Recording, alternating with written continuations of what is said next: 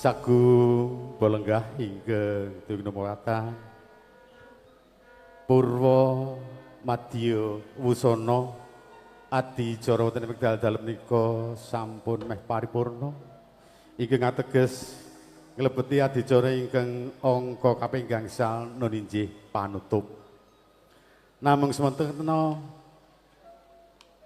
kawula nglenggana kraos lan ngrumaosi kathah kalepatan kekirangan suba sita lagu dalah celadu ingkang mbok bilih kirang meranani dhateng ngarsanipun Sagung Balenggah sami kelangkung dhateng ngarsanipun para pepundhen sepuh mugi kepareng bedah tambah ing samudra pangaksami tumanduk dumateng kula matur nuwun.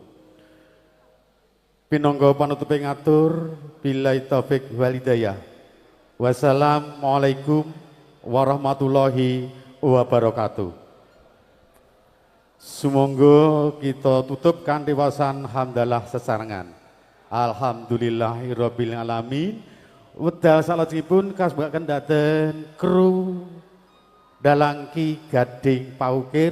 Sumangga mlingkinipun dhateng Sagung Balenggah sugeng wungon, sugeng lelenggan lan sugeng armekani. Nuwun nuwun matur nuwun.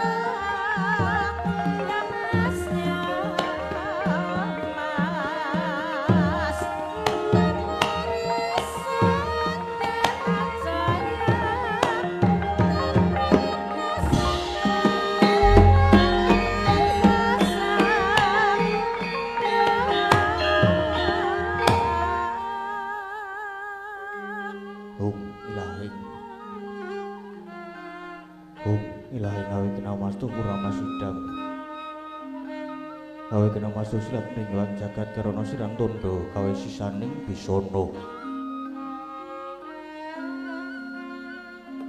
Sono sinawulan kula pesta masih lestantun lampahing Buddha jinantur tutur. Tatelo kula tulang pranabden paradya minursita ngumpama paramene skara Karnagya tuming jaman purwa. Wisudara ingkang dinama-dama pinardi tameng lalata mangka tekap wasaraning Gupita tanun renggeng pralambang matumpa-tumpa marma panggeng sang murahing kota.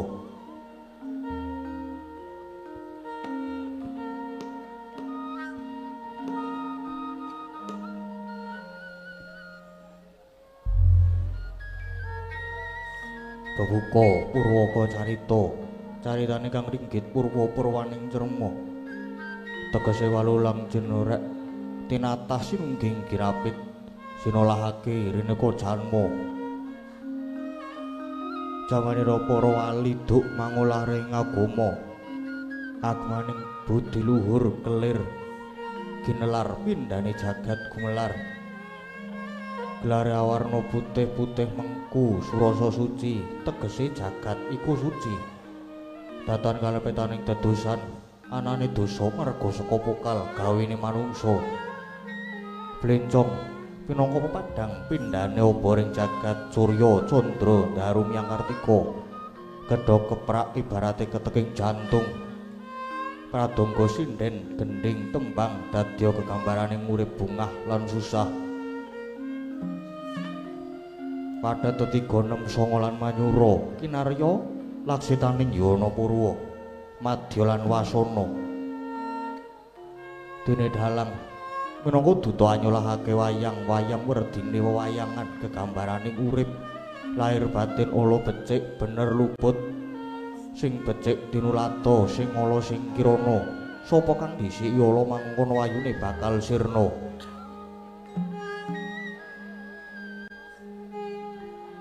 Seraning wayang rampung kukut lumebu kothak tan perbeda kaya manungsa uga mangkono mung bedane yen wayang manjing kothak besok bisa dianggo maneh nanging yen manungsa sakti bakal antuk pengadilan saka Gusti Kang Maha Agung ngundawa ing pakarti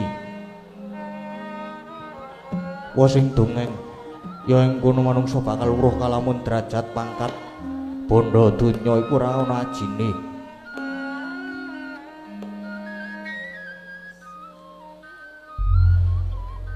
Sing aji kejaba mung amal soleh, budi pekerti lan tumindak utami ingkang migunani tumraping agesang. Haring-haring pun dita ingkang kaya wadidasa Purwa, Purwa marang sawijadi linuwih dasa 10 Purwa marang wiwitan. Senadyan kathah ing dawa ingkang sinangga ing pratiwi kirasonganing apasa kinapit ing samudra rajak samyanggana raras. Nanging datan kadya ingkang kinapit ing dalu samangke. Yekta ingkang sinebat gumelaring negari Hastinapura inggih Liman Benawi inggih ing Gajahaya. Pramila winastan negari Hastina Karnada ing muning kang yasa Prabu Hastimurti. Liman Benawi inggih Gajahaya minangka pengeduk kunaning kono. Kinarya kedhaton ing Dwi Panggo. Amatesta kinarya pambukaning kandha saratri mangkawit mupuh ing negari satustan antuk kalih nadyan 1000 tan jangkep sadosa. Dasar negari ingkang panjang punjung pasir wukir loh jinawi gemah ripah kerto toto tur raharja tur dasar para kawulane sadaya samya sayek saeka kapti akarya luhuring nusa bangsa lan negari. Duh negari Ngastina kena winastan negara ingkang gedhe obore padhang jagate dhuwur kukuse jero tacepe adoh marang kuncarane mila datanama mokal lamun nganguwung tejane ngambar arungkun taping nagri lah sinten wae ingkang jumeneng nata menang den ucapna jejuluk ing sang katong ing kalenggahan mangke apangkat Diwaraja ingkang mengko werdi minangka ratu wakil saksidaning Prabu Pandhu Dewanata. Negari Ngastina kapasrahaken dhateng ingkang raga Sang Adipati Destarastra. Ya Sang Ambika putra nadyan Sang Nata kagungan cala hina utawi caca netra. Nanging kondhanging Ratnalendra ingkang wicaksana berbudi bawalaksana remen gaganjar kawula winisuda turta limpat ing kawruh. Kabunggal semanten kawibawaning praja awit lamun to ginunggunga nadyan sarate ana pedhote. Nujuri sajuga Sang Nata keparang miyos tinangkil mumbing sitinggil binaturata dendabyang denamping ingkang garwa Dewi Gendari. Sinantawa ingkang keparang caket mangarsa lenggah mabuka mari kelur muka lir konjem Pratiwi. Tuhu menika pisanipun warangka dalem Sang Rekyanapati Harya Sengkuni ya Harya Suman ya Raden Trigantalpati. Kaleres kadang KIP kalayan Sang Nata Pati Harya Sengkuni mengkeraken lenggahnya Pandhita ing sukalima peparab begawan Durna Resi Kumbayana pinat pinesepuh ing Ngastina mujangganing ring praja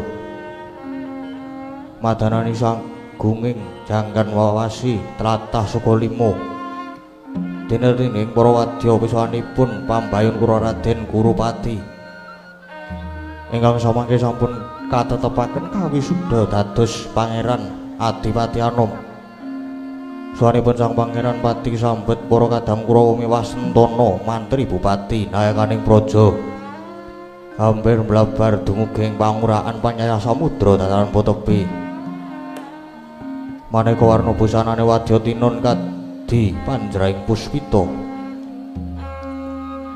Nalika semanten horeg sawaning para wadya ingkang murwani horeg tuhu rawuhnya Pandhita ing Talkanda ingkang peparep Sang Mahatmursiwara Bisma. Daya-daya acarane kepareng lenggah jajalan Sang Nata. Rawuh sing samuta mangkono Sang Nata arep amedhar sabda.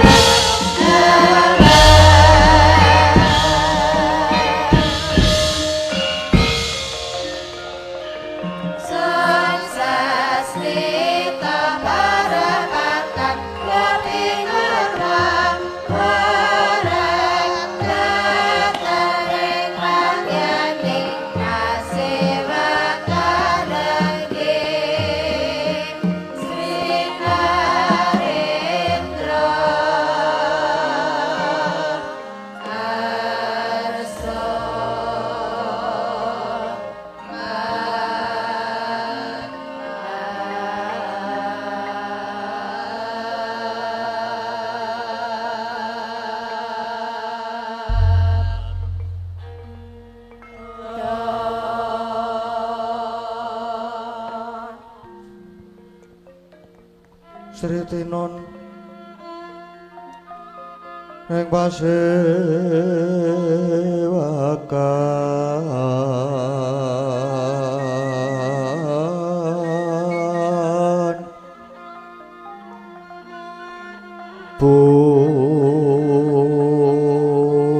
busana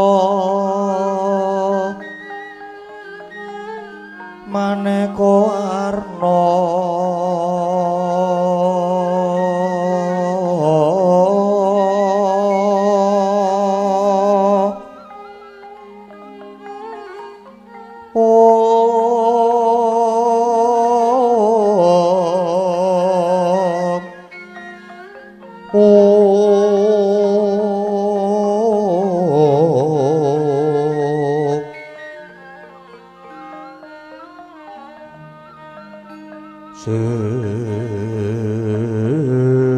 sebak puspiteng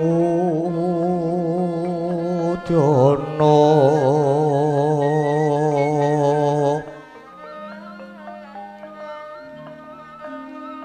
miang banjerah sarwara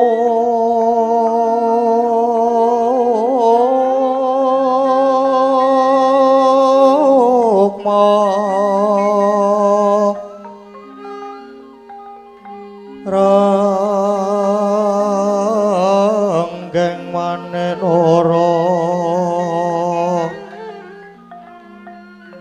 narawata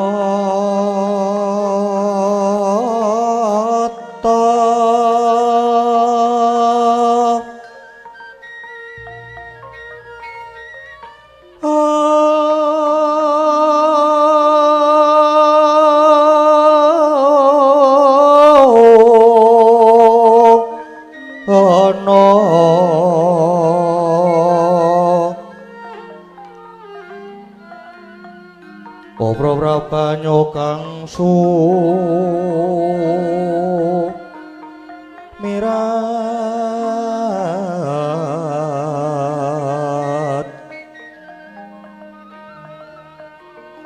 kenyaring teja oliwaran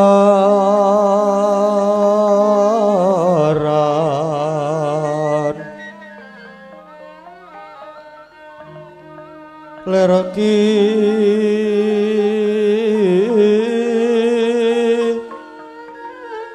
lat sisiring dadit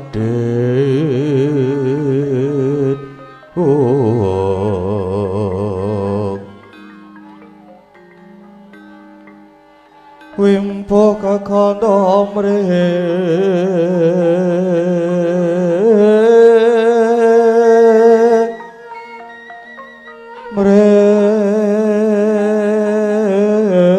mrekingin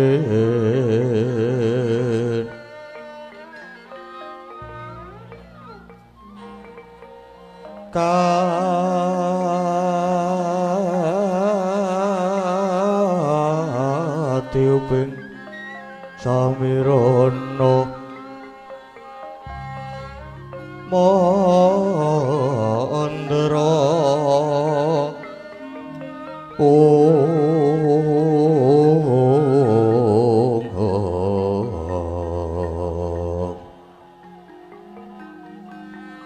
Separan mangambar kungas gabagi madyaning pasewakan tandya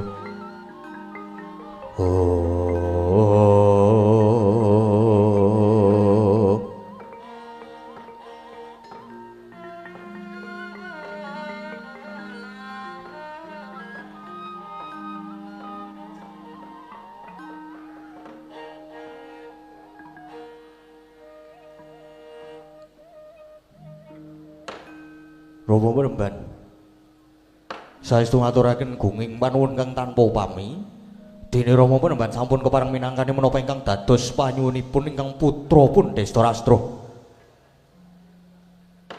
lan saestu kepareng anglubarna samudra pangaksami dene kula paripaksa ambaya ngirawipun Rama Penemban wonten Purayagung negari Ngastina menika Karana pancen wonten samukawis bab ingkang kedah kula kunjahaken atur wonten ngersa paduka Kanjeng Rama.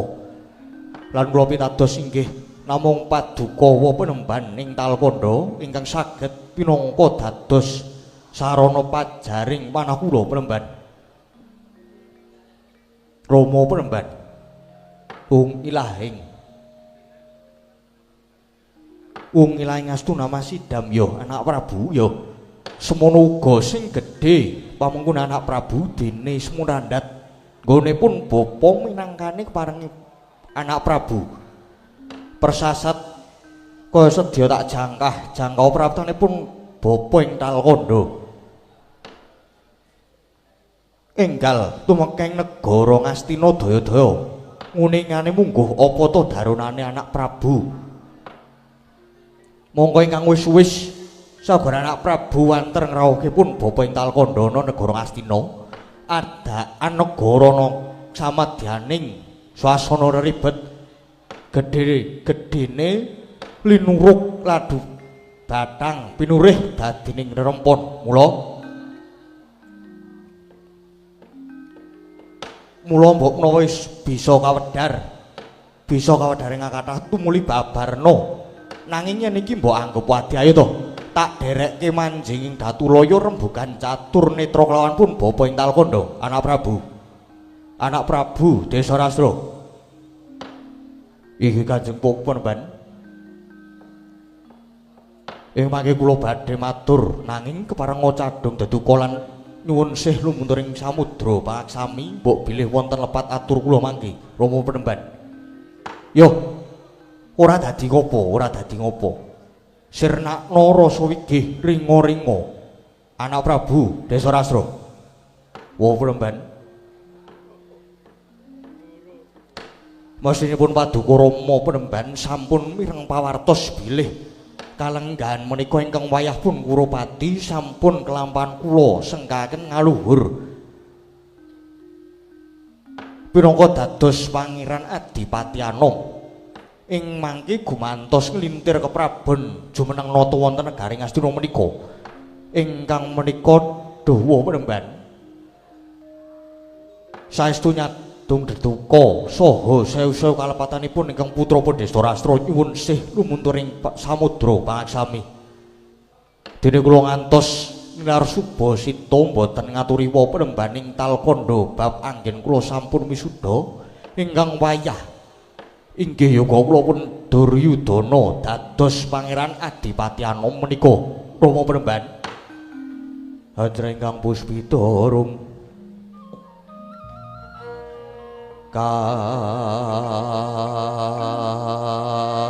kasiliring samira nombre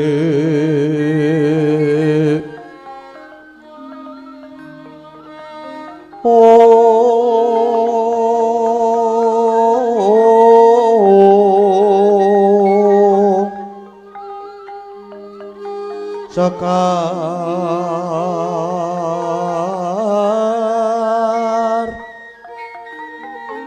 kadung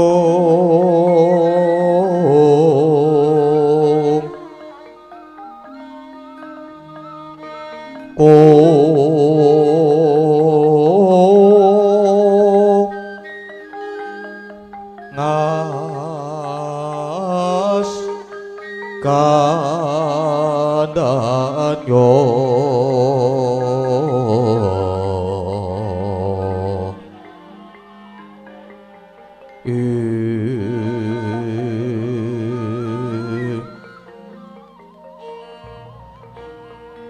maweh raras retnaning riya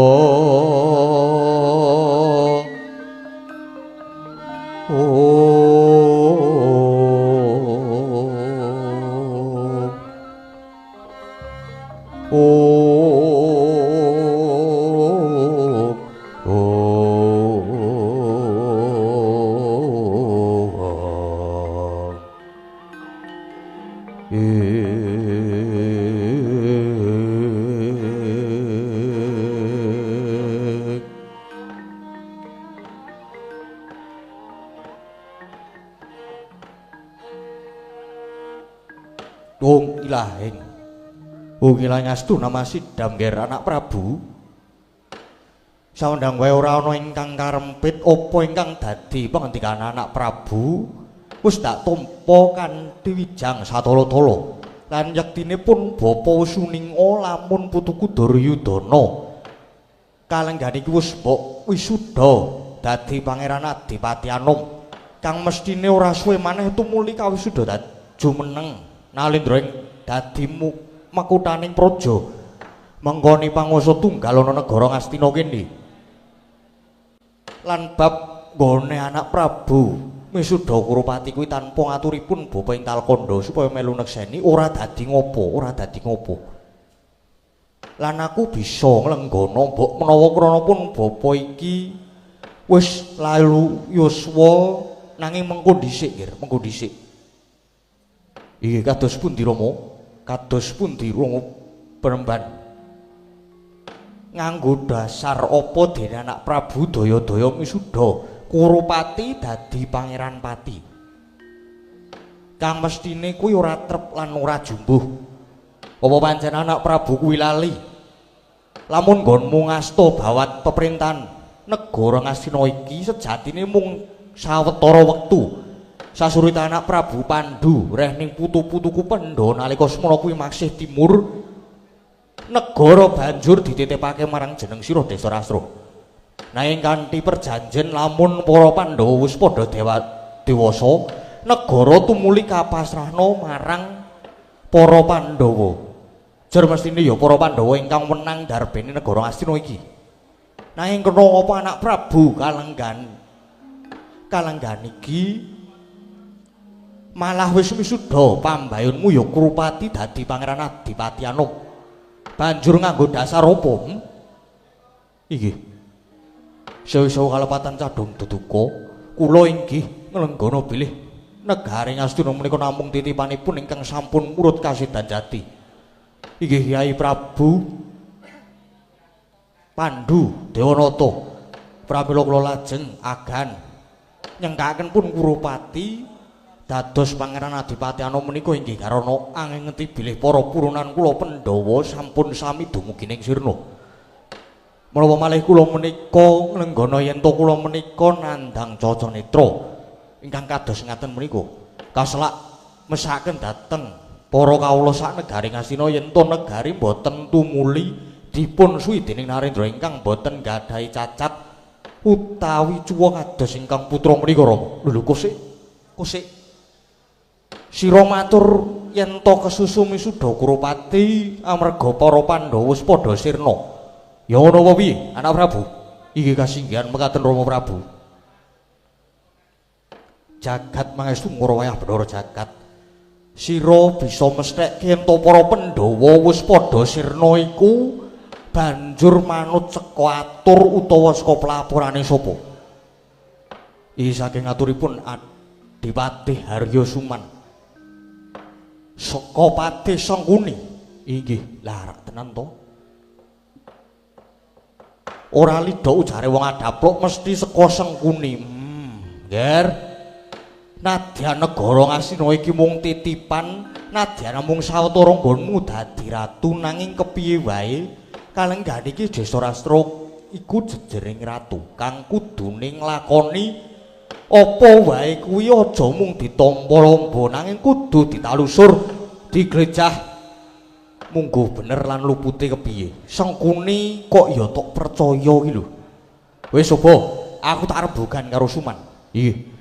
Kula sumanggahaken Rama Peremban. Haryasuman. Inggih. Kula Peremban. Jeneng sira bisa matur yen to putu-putuku para Pandhawa wis padha sirna iku pokoke ngerti utawa menangi dhewe. Nggih. Nggih mboten. Mboten piye? Nggih. Mboten ngertos piyambak. Banjur kowe oleh pelaporane saka sapa? Inggih saking Kakang Durna. Saka sapa? Saking Kakang Durna. Senengane kok. Senengane kok terus golek kambing hitam. Sampeyan ki angger kapentak terus golek bela. Wong aku ki ora ngerti apa-apa kok ya masa kena kambing hitam. Kena kambing hitam ki pripun to Kakang Durna? Ah nggih niku pun ngaten niku lah. Kena fitnah gampangane. Sengune aja sembrono sengune. Seka sapa aja sembrono? Nggih saking Citraksi. Citraksi kaya ngono kae ya mbok percaya. Lah nyatanipun ngaten kok. Banjur nganggo dasar apa sira matur yen Pandhawa wis padha tumekaning Patim? Gage Wangsulana, sauni. Nggih nuwun sewu Pembat. Nalika semanten dipun adani pahargyan suka parisuka. Wonten ing laladan Wanawarata mapan ing Bali Sigala-gala. Para Pandhawa kaliyan Kakang Mbok Dewi Kunti ngedengipun sami eca bojana Ndrawina kaliyan anak-anak kula Kurawa mboten ngertos sangkan paraning bilahi dumadakan bali menika kobar. Kobar dening Dawana kula lan anak-anak kula Kurawa saged uwal saking bebaya pangamuking latu nanging duh Pemban. Para Pandhawa nalika semanten boten saged medal saking pangepunging Dawana. Ngerti yen to para Pandhawa dikepung geni, kowe rak ya ora mbudidaya nulungi to? Nulungi kula iku. Kula menika jiwanipun penolong kok. Ya, sabanjure kepiye? Satelasing uruping latu ing mriku wonten kwanda menungsa cacah 6. Lah kanthi bukti menika kula saged mesthekaken yen to kwanda cacah 6 menika cetha yen to kunarpanipun para Pandhawa. Lan setunggaling wanita menika tartemtu kuandhanipun Kakang Mbok Kunti. Laning mangke kwanda cacah 6 menika malah sampun kula rukti satataning panembah Pemban. Ya, wis cukup lek matur. Inggih, sampun cekap. Lah yen wis cukup, aku genti takon sukuni. Nggih kados pundi Pemban? Bale sigala-gala sing mapan ana Wanawarata ya sing kanggo adicara bojana parisuka kuwi kira-kira kobong dhewe apa diobong sukuni?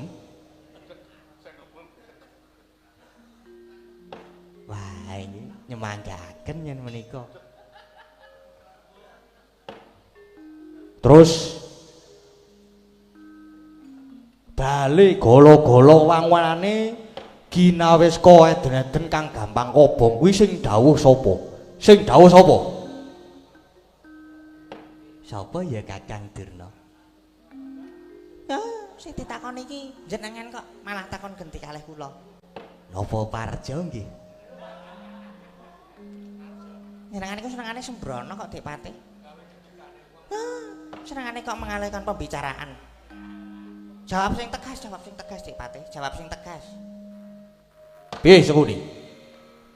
Ora iso wangsulan to. Suman saiki ketok belangmu, ketok gedhoamu. Apa dikira Bisma ora ngertien kabeh aturmu kuwi mau ngoyo wara? Pangajapmu gawe karti sampeka kanggo mblithuk ratumu. Nanging kowe kurang julik, kurang pratitis. Apa dikira aku ora ngerti? Bale sigala-gala kang kinarya bojana Andrawinan kuwi sejatine wis tok rancang. Sejatine wis tok rantam luwih dhisik. Kowe kongkonan karo andhahanmu sing tok percaya ya kuwi si Kuruncana. Bale gala-gala eden-edene digawe supaya gampang kobar dening geni. Ya ora? Ya ora sangkuni? Bae to saiki. Dik Patih nek diseneni iki meneng bae kok senengane kok. Terus ndelik ning mburi lawang. Sengguni. Pakarti kok kaya ngono. Anak Prabu Destarastra sing perlu kudu dinalar umpama putu-putuku Pandhawa wis padha sirna mestine layon sing ana kono ora mung cacah 6. Nanging kudune ana 10 amarga Pandhawa kuwi menyang ngendi wae ora nate pisah karo Punakawan ya kuwi Semar sak anak-anake. Kaune ngono Ken. Sak sireping kobaring daana sing keri ana kono kuwi yaktine iku dudu kandhane anakku Kunti lan putu-putuku Pandhawa. Nanging iku yaktine kandhaning Warna lan anak-anake kang cacah 5 saka traing Nisada kang uripe pepariman nalika semana para sudra sabubaring mangan saka daharan lara taning putuku Pandhawa banjur padha turu kepati. Satengahe padha turu kepati balene kobong kobar dening geni.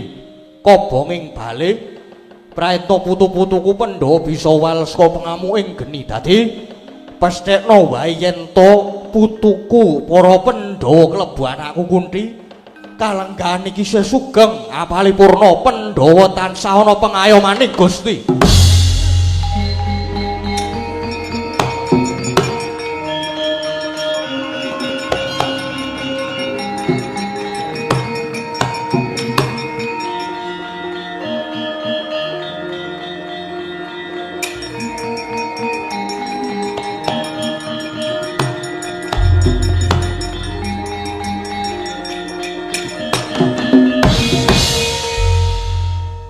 Wong bagus wa picer muwun tanpa guna lamun picer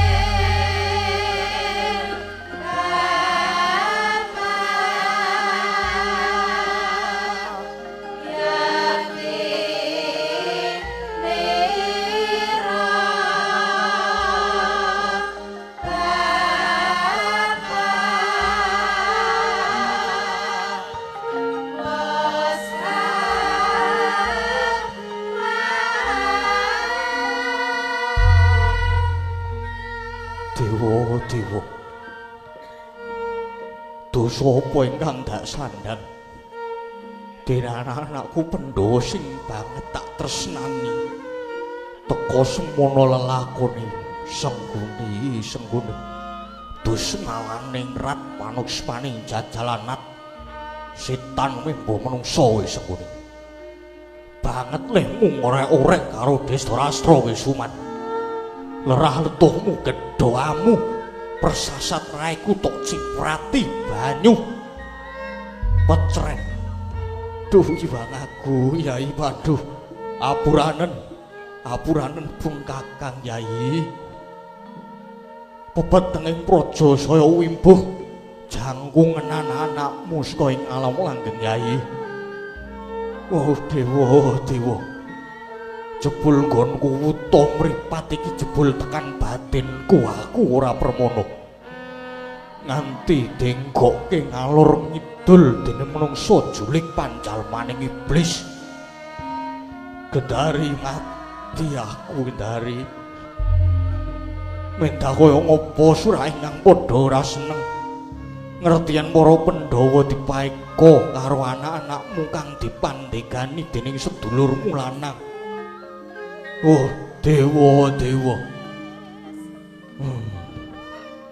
Doromo bener kula menika kedah kados pundi sampun sinengku kula badhe dilat idu kula piyambak rene nyatanipun dawuh paduka Pandhawa samangke tasih dipun ayomi dening Gusti Kang Mahanasa pramila kula jabal ucap kula Kurupati boten siyos kula jumenengaken ratu dinten menika ugi Ngastina badhe kula paringaken para Pandhawa.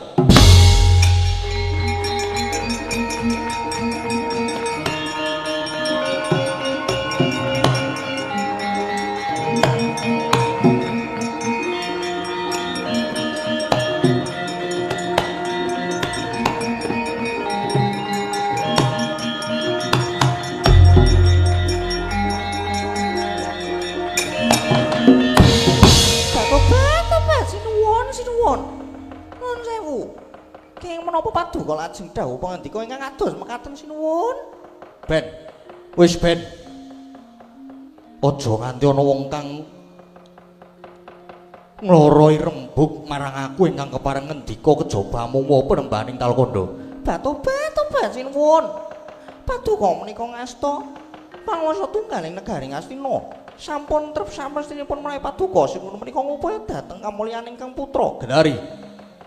Nadyan kono goleke kamulyaning anak nanging kudu diseblak pangestining supaya metu dalan kang utama. Oh, Gendari. Aku mbiyen titip anak-anakku Kurawa marang adimu Suman kuwi supaya dituntun, supaya dituduhke marang dalane dharma. Nanging tinemune jebul malah mung diwulang kaya wulangan setan. Dadine kok kaya ngene anak-anakmu, Gendari. Ngrembakakean cacah, ngrebdokakean jiwa. Oh, Pandu. Bener Yai Pandu, Darbe putra mung 5 cacahe. Mung setitik nggone Gulawentah ya permati dadine bocah ya utama lair batine. Beda karo kowe, Gendari. Mung bayan wae kok ya waduh. Makbrol kok langsung 100. Kowe iki duwe kesenengan kok ya bayan iki lho.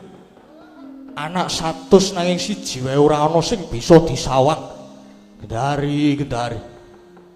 Umpama aku mbiyen duwe anak mung 2 utawa 3 ngono, mendah kaya ngopo bombongku. Neng merga sekolah mbemu iki lho. Saben-saben dina mung ndrawili wae. Dijak duwe anak sithik wae moh. Dijak leren sewengi wae muring-muring. Saben dina waduh nganti kewalahan nggonku ngladeni kowe. Nganti asam lambung. Gendari.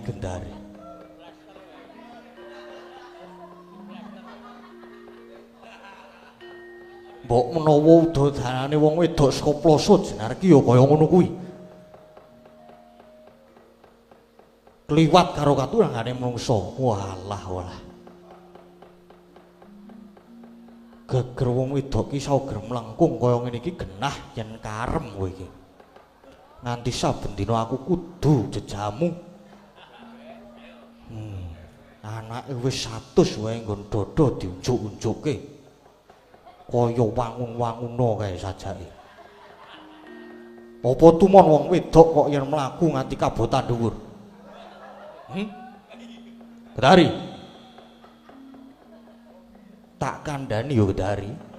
Wong tuwa kuwi goleke miyang anak kuwi wis wajibe, wis kudune, wis pancen kudune kaya mangkon nanging liwato dalan sing bener merga ngene Gendari. Sing jenenge wong dereng kuwi bakal ngremuk awake dhewe ya kuwi ngremuk kanthi cara 5 perkara. Siji nandang kesusahan sing matumpa-tumpa, 2 nandang kacilakan sing ora bisa ditulung, 3 cinacat wong kiwa tengen, 4 digething dening sing gawe jagat, 5 lawanging kanugrahan ditutup. Mongko cilakaning manungsa yen lawanging kanugrahan wis ditutup karo sing gawe urip. Wis ngene Gendari, lungguh mburiku kene. Lungguh mburiku meneh. Yen ora tak timbali kowe menenga wae. Nek wedange teko ya wis diombe. Karo nyambi macet ya ora apa-apa. Nggih. Gek bali ning mburiku kene. Nggih. Alon-alon wae.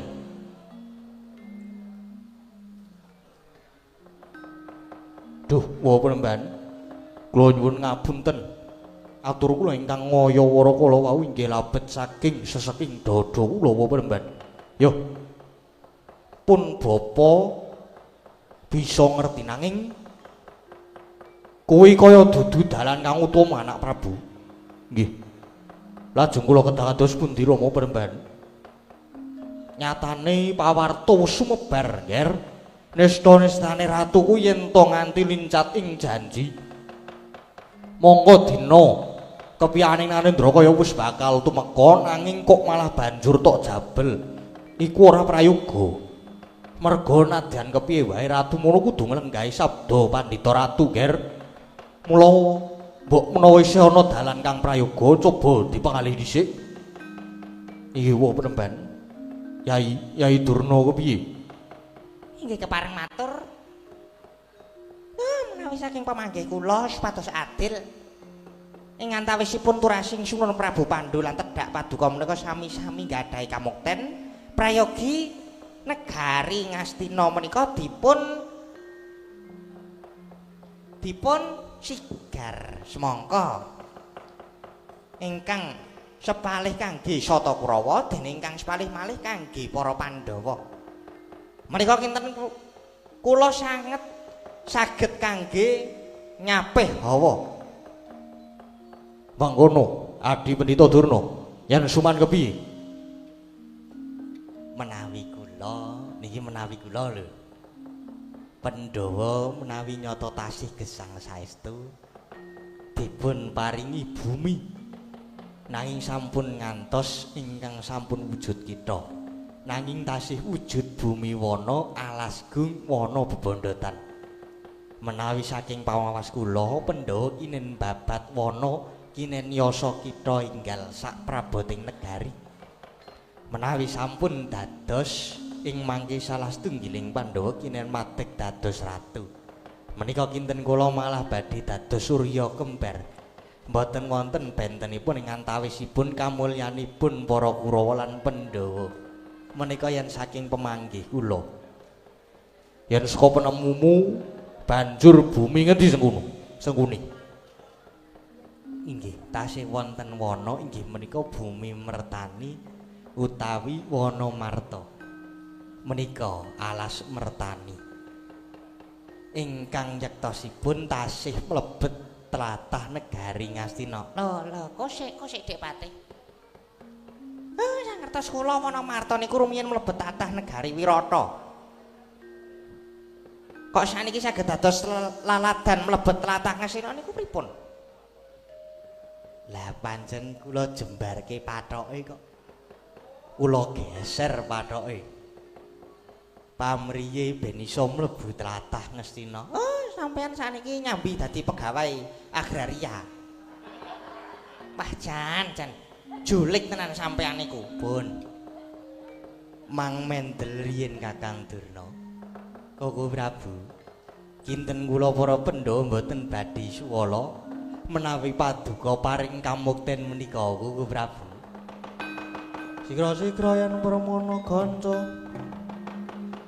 sigra ngraketa nawang sesangka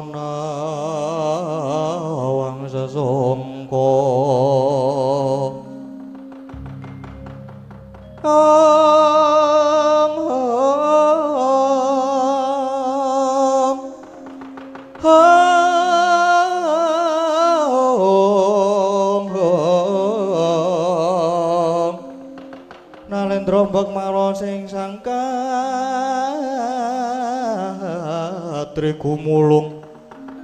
Katriku mulung mangrempahing wadya kurada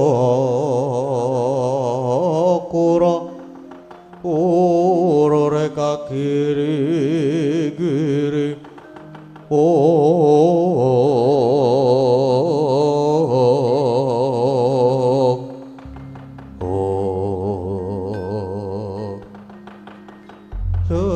Biar katalika wau eca dene imbal wacana dadak saka lugu marubuk ana samirana mangidit milir anggonda amrik wangi humiring praptaning Dyang Bratasena karya kaget ingkang samya mulat